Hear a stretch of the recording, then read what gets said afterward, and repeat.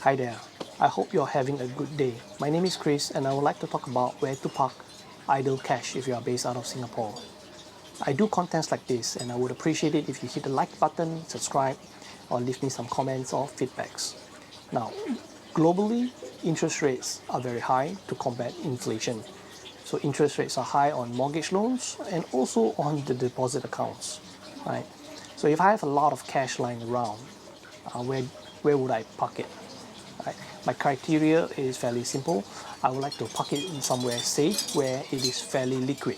I'm not talking about bonds or even investment vehicles because they do take some time to liquidate. So take for example in Singapore, Singapore savings bonds will take a few weeks to liquidate once you've put in your request. So where would I park my cash, right, in Singapore to generate high interest? So let's check it out. Where to park idle cash in Singapore? This is what I've learned so far. If I'm wrong, please do let me know in the comment sections, yeah? But this is really based on my own research. I found a few places and I will rank them in this order. These are the ones that I know of and they are quite simple to fulfill. If you know of others, please also do let me know down in the comment section below. First is UOB1 savings account, which gives you about 5% per annum. If I have 100,000, I should put it in here. Second is OCBC 360 account. Again, if I have 100,000, I would use this to get close to 5% or about 4.65%. Now I know UOB and OCBC 360 boast things like 7.8% or 7.65%, but there are caveats which I'll talk about later. Third is CIMB, 3.5%. Fourth is Maribank from SEA, 2.88%. Fifth is GXS Bank, 2.68%. And Trust, around 1.5%. Alright, let's take a look at the UOB1 account. So take a look at the interest rates here, how it works. Right, so it says 7.65% or rather 7.8 per annum, but that just means it's all tiered. So the first 30,000 you get this many interest, and then the next 30,000, next 15, next 25, and above 100,000 well, you don't get anything better. So I would say if you have $100,000, put it in here and you will get an effective interest rate of close to 5%. And the criteria for getting that interest is fairly straightforward. All you need to do is get a UOB credit card. Only certain credit cards here. So if you take a look here, you'll let you know what kind of credit cards, like the UOB1 card, ladies card, Evol card, and the debit card, ladies card, Mighty FX debit card. So things like the Amex card, Absolute card, they are not eligible. So spend 500, which is fairly easy if you have utilities, mobile phones, subscription services, food. You would be able to get $500 spending in a month easily, and then you need to credit $1,600 into your UOB1 account. So it says here salary. So to credit the salary, there is actually a workaround. All you need to do is go to another bank account like DBS and then do a money transfer from DBS to your UOB1 account with the payment type called salary, and that's it. You should be able to do that, and UOB will recognize that transfer as a salary transfer and it would fulfill this criteria. So all you need to do is $500 credit card spend and $1,600 salary credit, and then you can get up to 5%, right? Now next, let's take a look at OCBC. OCBC 360 boasts 7.8%, but again, there are many criteria that you need to fulfill. Now personally, I think you can fulfill salary. Again, this salary, I don't believe you can just go to DBS and do a payment transfer with the salary type and OCBC will recognize it.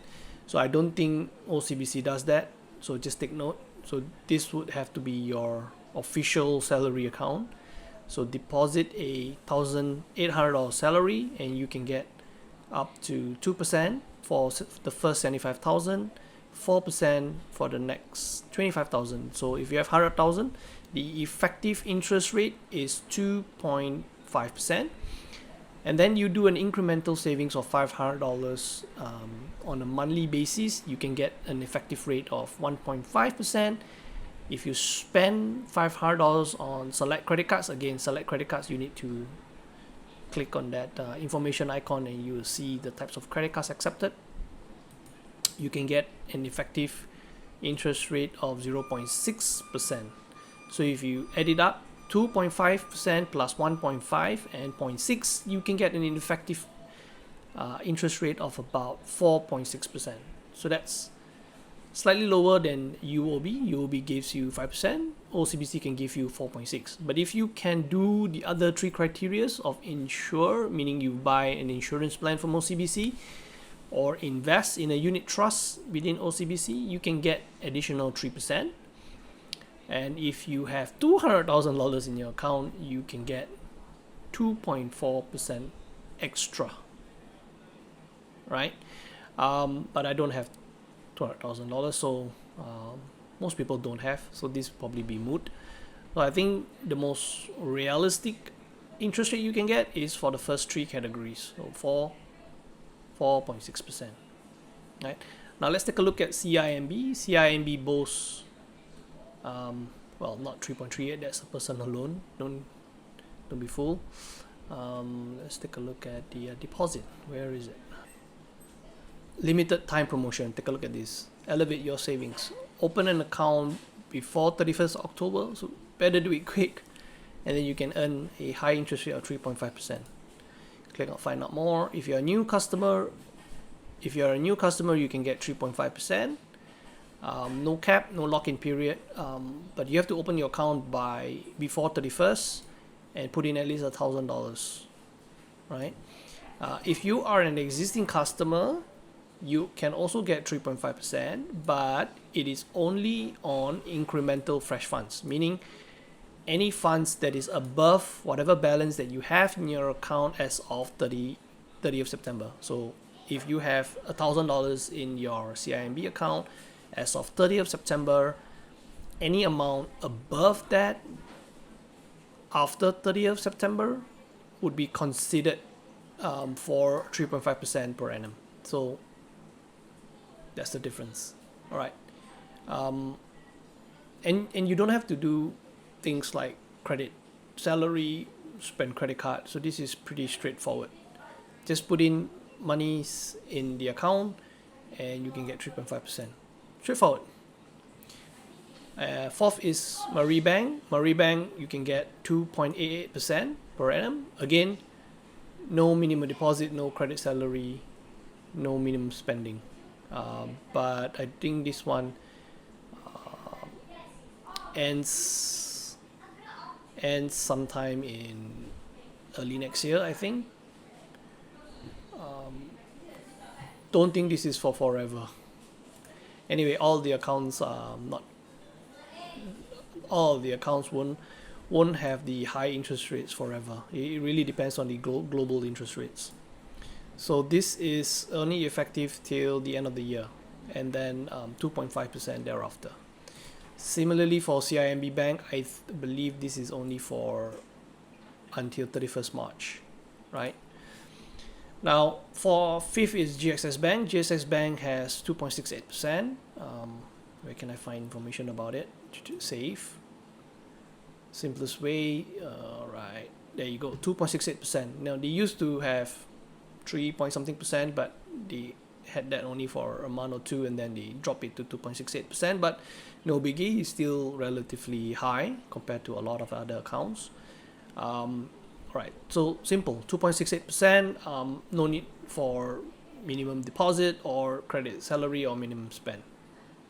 I don't think this is for forever, but I don't have information when this will last until. And lastly is Trust Bank. Trust Bank, I really like this bank. Probably can use this as my everyday account. Gives you, well, it says 21%, but don't believe it. I mean, you can believe it, just that you have to read the fine print on what you can get 21% on. Savings account, yeah, this is one that's important. 2.5% up to, this is up to only on the first 125,000. So learn more, you will see that you have 2.5%, learn more. So the base interest is 1.5. Yeah, so any amount up to 125,000, you will get 1.5% flat. No, fairly straightforward. You can get the additional 1% if you do things like spend on 5 eligible purchases in NTUC. And if you are an NTUC union member, you get extra 1%. Right? So spend 5 eligible purchases to get 0.5. And then if you are an NTUC member, you are also given a bonus interest of 1%. Right? So that's great. I am not a NTUC union member. I am now tempted to be a member. All right. So there you go. The 6 accounts that I believe can give you good interest rates for your deposits. All right. So let's simulate the theoretical interest that you can get on various deposits, right? So as I said, UOB1 has the highest interest rate at the moment. If you can credit a salary of $1,006 and spend at least $500 in your credit card. So they have 4 tiers. The first 30,000, next 30,000, next 15, and subsequent 25, making a total of 100,000. Anything above 100,000 don't earn any extra or significant interest. So if you have 30,000, the interest rate is 3.85%, and you can get 1,155 per year. Translated into a month, roughly 96. I say roughly because banks calculate their interest on a daily basis, right? And this math here is just interest per year divided by 12. Rightfully, you need to take the interest per year divided by 365 times number of days of that month to be able to calculate the interest that you would accrue for that month. But this is a very rough calculation, which is more or less accurate anyways. So first 30,000 you can get $96.25. Next 30,000 you can get $97.50. So if you have 100,000, you will get about $416.88 on a monthly basis, which is not bad. You can use that to offset your utilities, food, or transportation, whatnot.